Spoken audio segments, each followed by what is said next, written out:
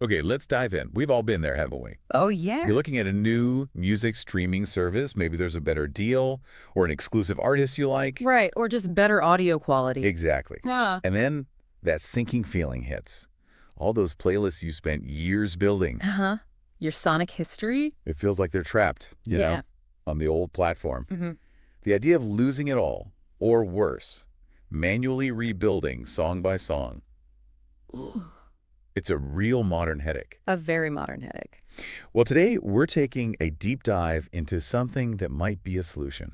It's called the Playlist Transfer Shift Music app. Mm-hmm. Our mission here is to really unpack how this tool tackles that specific problem. It's okay. We'll look at, what it does, its main advantages, maybe some drawbacks too, Caveats, yeah. and then walk through how it actually works to save your music. It's interesting because at its core, this app is essentially a sophisticated digital bridge. A bridge. How so? Well, it's designed to move or copy your playlists, even your whole library, pretty effortlessly between a whole bunch of different streaming platforms. Like the big ones. Spotify, Apple Music. Oh, yeah. Spotify, Apple Music, YouTube Music, Amazon, Tidal. Quite a few more, actually. It covers a lot of ground. Wow. Its main job is just simplifying what would otherwise be, frankly, a huge pain. Moving music between these walled gardens. That cross-platform support sounds like a massive plus right off the bat. It really is. It's not just 2 or 3 services. And think about the time saved. I mean, not having to manually search for and add hundreds, maybe thousands of songs again. Exactly. It automates that whole process. That alone is potentially huge for a lot of people. And is it easy to use? Or do you need to be pretty techy? Generally, it seems to have a pretty intuitive interface. You shouldn't need a computer science degree, no. That's good.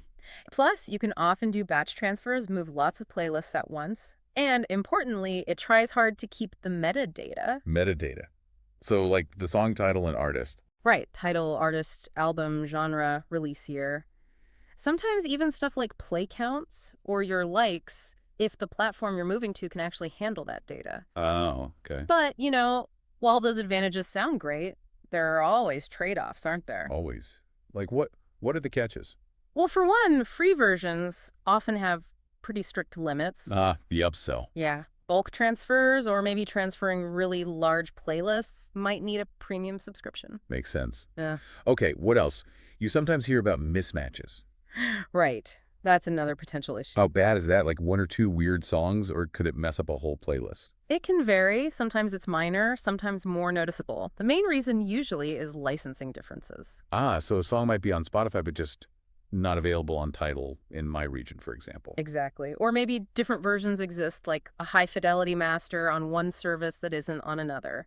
The app can't magically create a track that isn't licensed or available. Gotcha. Licensing is always tricky. And another thing, you need a stable internet connection. This is all happening in the cloud, talking to different services. It's not an offline thing. Right.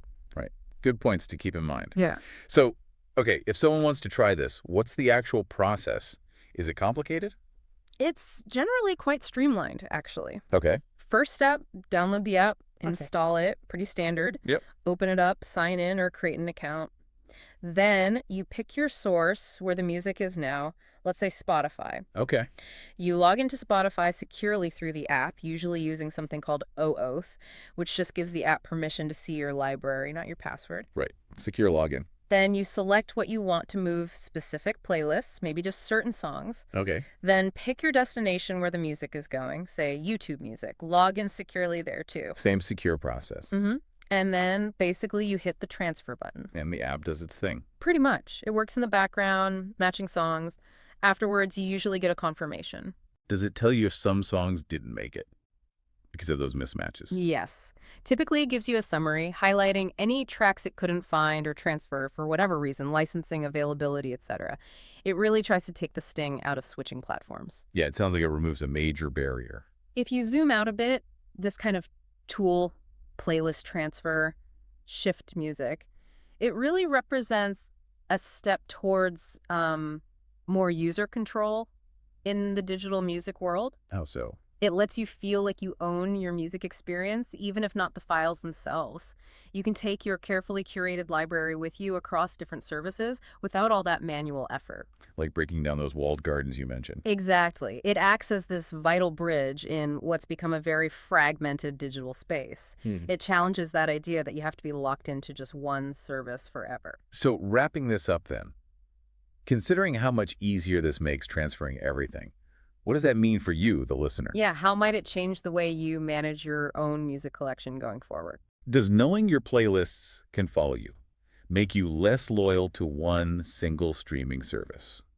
Maybe more willing to shop around for better deals or different features?